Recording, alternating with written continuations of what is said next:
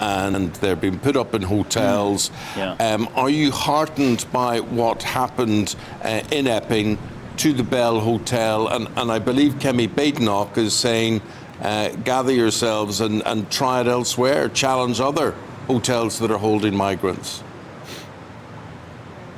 Yeah, that is exactly what Kemi is saying, and she's right to do so. Epping, obviously a Conservative-led council, has sort of started this with their successful challenge, and many other Conservative councils are now looking at doing the same, including Broxbourne next door, Hillingdon, Reigate, and many others, because they are sick and tired, rightly, understandably sick and tired, of these asylum hotels housing mainly young men, pretty much all of whom cross the Channel illegally and unnecessarily. And of course, we've seen reporting of some of the crimes being committed. Hundreds and hundreds of migrants in these hotels have been charged with criminal offences, including the sexual assault of young girls. So people are understandably angry, and that is why other Conservative-led councils will be, I think, mounting legal challenges as well, supported by us nationally, by me and by Kemi.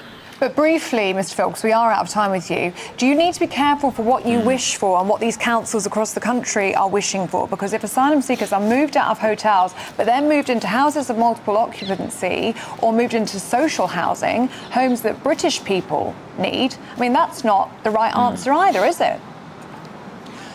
No, it's not. And in fact, I wrote to Yvette Cooper just yesterday asking for her assurance that people being moved out of the Epping Hotel, about 150 people, I believe, should not be moved into flats or into HMOs, because exactly as you say, there are young people here in this country struggling to get onto the housing ladder, struggling to find affordable accommodation, and it would be deeply, deeply unfair if apartments and rooms that they might rent, British young people might rent, get instead given to illegal immigrants for free. There are other accommodation options.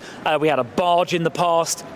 You can put up prefabricated temporary accommodation on empty sites, all kinds of options the government should be pursuing. They should not be moving people into apartments and HMOs, and I will be tracking the data very carefully to make sure they don't do that. I am very suspicious that what the government plan to do is move people out of hotels and into those flats, but that would be completely wrong, because there are lots of young people here who need those apartments. But let's not forget, the reason this is a problem is that Labour has lost control of our borders, and the numbers crossing the Channel are the worst in history. That is the root cause of this, because the government is too weak to take the action needed to fix this. Shadow Home Secretary, thanks for your views this morning. Appreciate your time. Thank you very much.